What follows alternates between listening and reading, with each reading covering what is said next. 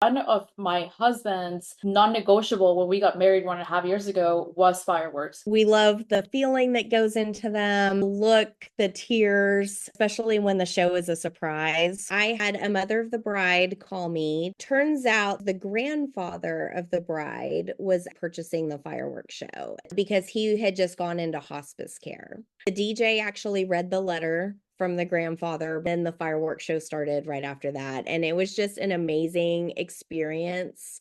Of course, not a dry eye in the house. I love that. What a special moment and something that everybody's gonna remember looking back at that wedding. Hi, my name is Andrea, and besides of being recently married, I own the leading company in bouquet preservation in the world. It is when connecting with my clients that I felt the need to serve them and help them navigate this new and exciting journey. On this podcast, we bring you everything you need to know to plan the wedding of your dreams. We'll be featuring conversations with top wedding vendors and valuable tips and advice from real couples. Whether you're engaged or simply love, this podcast is for you. So sit back, relax, and let's get started on this journey to your perfect wedding day. Welcome to the club, to Bridal Club. Welcome back to another exciting episode of Bridal Club. Today I have Paige Mejia, co-owner and chief marketing officer of Pyrotex, Texas' oldest and most trusted firework company. Paige, thank you so much for being here today. Thank you so much for having me. One of my husband's non-negotiable when we got married 1.5 years ago was fireworks. He just had to have them at the weddings. I am super excited to learn more about your journey and everything behind the scenes with your company. Yeah, definitely. So, like you said, Pyrotex is the oldest Texas-based professional firework display company. The company started in 1979. Our original founder was Randy Beckham, and he was actually working in television production at the time, and he was going on vacation and found out that his company was going to be going under while he was gone. He started calling around to some of the clients that they had been working on, and he ended up landing the Bee Gees Staying Alive tour in 1979. What? So that was our very first client. He always used to say it was kind of all downhill from there, but but 46 years later, we're still going strong. It's on the legislation committee to bring indoor pyro to the state of Texas because he was a concert pyrotechnician originally. And he worked with a lot of bands throughout the 80s, early 90s, like Styx, then Lizzie, David Bowie, Reba McEntire with her first band, Lionel Richie when he was with the Commodores. So a lot of late great people back in the day. Randy actually helped write the Texas State Fire Code as well. He has been considered the expert in the field. When he passed away in 2017, he actually willed Pyrotex to the corporate office. So myself, the general manager, Derek Willingham, and our production manager, Patrick Mahaffey, all took over ownership, as well as Randy's wife is kind of our silent partner as well. We all just keep it running as he would, make sure that his legacy lives on. Thank you for telling all that story. That's unbelievable. You've been everywhere from Hollywood films to working with musicians and whatnot. How did it go about like starting to do weddings? When did that start happening? So I think that might have been my fault. It was just more how I networked the company when I started. I actually started with him in 2011, and he was doing a few weddings. He was more of a word of mouth company. He had had a few different salespeople throughout the years, but no one who got as engaged in the events industry as I've been. A lot of the event planners are wedding focused. So when I started networking and started meeting people, weddings just seemed like the direction to go. We love the feeling that goes into them, look, the tears, especially when the show is a surprise for the Right. couple. It's just beautiful to see. A lot of feeling has been put into planning the show. It's just beautiful to be a part of that special day for everybody. I remember when we were planning our wedding, as I mentioned, Justin had to have fireworks for the wedding because he's always loved fireworks. And my mom loves fireworks. It was really important for us to have them. But I remember also, like, whenever we started quoting, they were pretty expensive, but I didn't understand back then everything that goes behind the scenes and why they were priced the way they are. And then also keeping in mind that, again, yes, perhaps you're putting a price point to the minutes, But whenever you look back, it's one of the most incredible moments from a wedding that you remember. And I want people to see it that way. That said, though, it is still an investment for sure. Of course, yes, there are fireworks, but there's a lot more of like safety standards that you have to take into account. I'm sure there's like permissions from the city that you have to take into account, all the technical stuff that goes behind the scenes. So, can you tell us more about that? I must say, I love that it was your husband or your mother because I always tell people, especially at bridal shows, I always get the husband or the mother of the bride. Those are the two that always want the Really? fireworks. I don't know why, but they're always the ones. The bride is always like, okay, yeah, we can have them. But it's always either Yeah. the groom or the mother of the bride. Yeah. So as far as the firework regulations, we are very, very regulated through the state, through national, it's called NFPA, National Fire Prevention Association. And we have to follow specific rules, which means obviously rules and regulations kind of equals more money if you're at all involved in government or regulatory things, whether it's city, local, or national. In order to do a fireworks show legally in the state of Texas, we have to be licensed. We have to have at least one licensed pyrotechnician on the crew. And there's also insurance because we are a firework company and we not only use explosives, but we also house them at our facility. Our insurance is topping right now about $120,000 a year, about $800 to $1,200 per show, depending on how many shows we're doing that year. That's probably our biggest chunk of cost is our insurance rate that we have to have. But then it also goes into the city regulations. We have to pay for permits for local jurisdictions. For the big 4th of July shows, we also have to pay for a state permit as well. Wow. And then we have to pay for the fire marshal to be on site. And a Oh, fire marshal can run anything from $100 to 150 plus an hour. That's obviously a big chunk of our cost as well. Legally in the state of Texas, that's what you have to have. You have to have insurance, you have to have a license, and you have to have at least arrange for the fire marshal to be on site and get the permit through the city or the state. A lot of other companies just run with that. They will tell their lead pyrotechnician that has the license, go find your own crew. Here's a commission rate that we're going to pay you. Have fun. And legally, they can do that. They can call friends, family, anyone who's 18 and up can legally be on a firework crew without any training, any background checks, anything. Our company works very differently. All of our crews are our employees. So they're not contract labor, they're not 1099s. They are employed by us on a part-time basis, of course, but they are all annually trained. We just actually finished Pyro Camp, which is our annual training last weekend. Annually trained, they go through background checks through the ATF. They're also drug tested, not only when they first start with us, but also randomly throughout the year. And they're covered under workers' comp.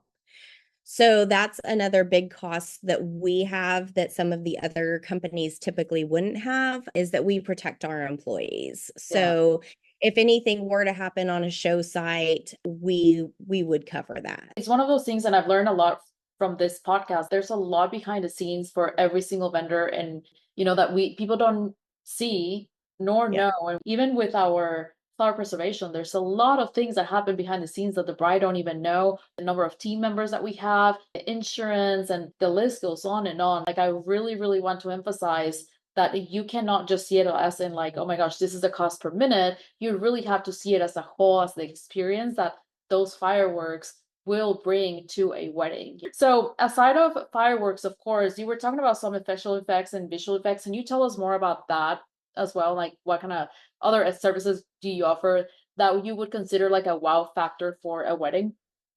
Yeah, so of course we offer custom aerial firework displays, close proximity pyrotechnics, which includes a sparkle fountain departure. We have new to us product is the smoke mines. They have become all the rage over TikTok. And these are daytime fireworks that are basically colored smoke. Ones that we have shoot up about 100 feet in the air like a Halley's Comet and just give a really cool background for mostly pronouncements that we've been doing it for. So when the couple kisses, then a barrage of smoke mines shoot up in the air. Indoors, we do have what people call the cold spark units. The cold sparks are still pyrotechnics, so they do still require a license. They require permits. They require the fire marshal to be on site. They actually require a specialized fire extinguisher to use them as well because they're a titanium alloy versus a pyrotechnic composite. Unfortunately, venues assume that the vendors are doing everything properly and with the right licensing and insurance. There's a lot of vendors right now that are using those incorrectly. So that's kind of been my soapbox for the last few years. Then we also offer some non-pyrotechnic effects, like our dancing on a cloud effect, which is great for not only first dances, but also magic shows or bringing out a keynote speaker at a corporate event. And then we also offer confetti cannons, and we just released some heart-shaped confetti as well. Those look really fun. You guys have done, or you do hundreds of events per year, is that correct? Correct. We do over 150 events per year. Wow. About 30 of them are the week of 4th of July. Of course. And we do a lot of holiday Christmas displays as well. That's awesome. Is there like one specific event that, like you absolutely love I want to share? So the one that always stands out to me the most was one of our weddings. I had a mother of the bride call me to purchase the fireworks show. It was going to be a surprise for the couple. We knew that it was going to be a surprise for the couple. I was just super busy that week when she called. Normally I can get contracts out in a couple of days, but it was taking me about a week or so to get back with her. And she kept calling me and calling me. Normally, people aren't so antsy to pay. She was like, no, no, we need this now. We need to get this paid. And the wedding wasn't for like a year and a half. It was a really, really long time away. I sent her paperwork. She had everything signed, sent back, paid. Turns out that she was so antsy to get it because the grandfather of the bride was purchasing the fireworks show and he wanted to do it. He wanted to make sure that he paid for it, that he signed the contract because he had just gone into hospice care. He actually wrote a letter for the bride, and it's one of our YouTube videos is the show that he had made for her because it just so happened that we were redoing our demo video that year. We had hired a videographer to come out specifically to videotape that show, not knowing what the situation was. The DJ actually read the letter from the grandfather before the fireworks show started. And then the fireworks show started right after that. And it was just an amazing experience. Of course, not a dry eye in the house. It was just so moving that he was able to give her that gift and be there with her. Like that was just his way of being with her on that day, even though he knew he wouldn't be able to be with her. I love that. What a special moment. And again, something that everybody's going to talk about, is going to remember looking back at that wedding. Yes, definitely. That's awesome. Paige, what is the process to work with you? What does that look like? So most of the time, clients come to me to already have their venue. But if not, I have always been happy to give people firework friendly venues. So we have had people come to us first. We actually had a repeat client who would use us for birthday parties, and she would call us before she picked the venue just to make sure that we could do fireworks at whatever venue they had planned for the party. But most people will already have their venue set because I always say we're kind of the fluff on the icing on the cake. So when they call us, I will get the information as far as where the venue is because of the permit fees. There are some of our cities or some of our venues that do have a differing cost. For the most part in the DFW area, it's a similar cost overall. I will send them a proposal, of course, that has all of our information in it. Also includes what their responsibilities might be for the show.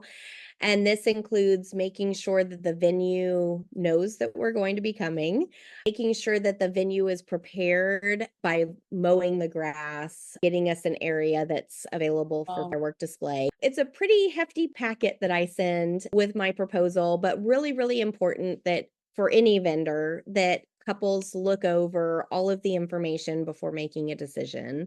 And once they make a decision, they decide which display that they would like to use, then I will just send them a short little questionnaire that just has the usual name, address, phone number.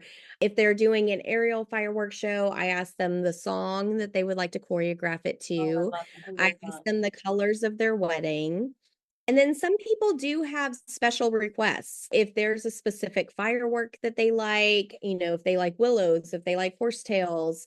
I have had people that will tell me very specifically. We had one client who was actually supposed to get married in Disney World during COVID and they couldn't travel at the time. So we actually recreated the Epcot firework display for them as much as we could, Yeah. obviously, at the space that was provided. But if they have a special request like that, we had one couple who were Baylor Bears. And so their fireworks show was kind of a regular fireworks show for the first 2 minutes. And the last minute finale was the Baylor fight song with green and gold. Oh, I love that. That's So awesome. if they have something specific, we are happy to roll that in. I also ask for vendors that they have already on board, like their planner, of course, because we need somebody to contact day of. Their photographer and videographer, I always reach out to them the week before the wedding to ensure that they understand what we're doing, where we're doing it, when we're doing it,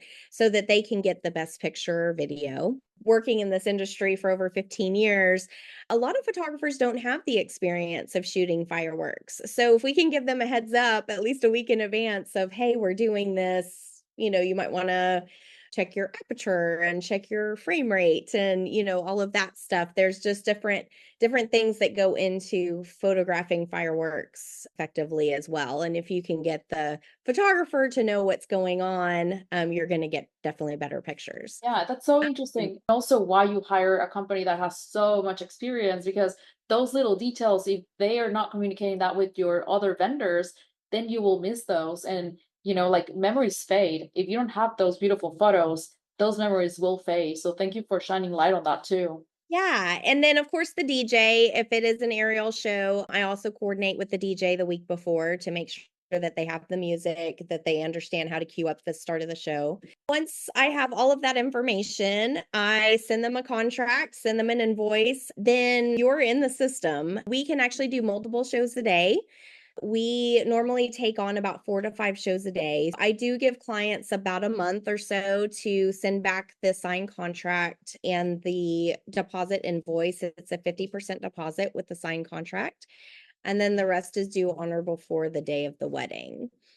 And after that, we just wait for wedding day to start. Of course, there's a lot of back behind the scenes. About a month out, our general manager will start obtaining permits through the city, and our creative designer will design the show.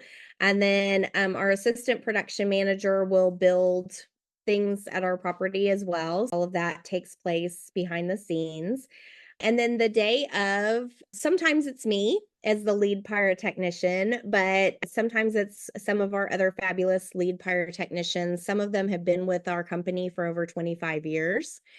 They will come out, they will be the point of contact for whoever is our on-site contact that day. And they will take care of everything. We've been told that we're kind of like little ninjas, that we come in quietly, we start setting up, people don't even know that we're there half the time. And then we wait for it to get dark and we shoot the show. I love that. And we did read a lot about your company. You're not only known for fabulous shows, but also for your crew. And managing people and having a good crew takes a lot of art. Just out of curiosity about how long is a typical show, like an average? Like I said, it's choreographed to music. So it's basically a song. We do a lot of 3-minute shows for private events, for weddings, corporate events. We tell them 10 minutes. If they really, really want a long show, 10 minutes is their limit. Mhm. Just because when you're standing there in high heels and whatever, you don't want to stand there for more than 10 minutes. Yeah. So Sense. so we try to cut the smaller shows off at 10 minutes. 4th of July though, normally starts around 15 minutes. Wow. And our longest show has been 25 minutes. Wow. Again, we have some cities that want to go 30 minutes or longer, and we tell them no. Like it's Yeah. just it there's a certain sweet spot for a show, and when it starts getting past that, it's just too long. Yeah, I So agree. Yes. so we normally cut it off between 21 and 25 minutes for Gotcha. 4th. But the average it would be like 3 minutes, like a Yeah. three, like a one song kind of thing. Awesome. Well, thank you so much for joining us today. Tell us where can people find you, connect with you, and hopefully hire you for their wedding. Yeah, definitely. So our website is pyrotex.com, and that's Pyrotex, like Pyro, Texas. And all of our social media is at Pyrotex US, because there is also a Pyrotex in the UK. So we are Pyrotex US, and we can be found on all of the things. So just reach out to me and I'm happy to help in any way I can. Perfect. Thank you so much, Paige. It was lovely talking to you. Thank you. You too. Learn about all things wedding straight from the experts. Be sure to like and subscribe to Bridal Club.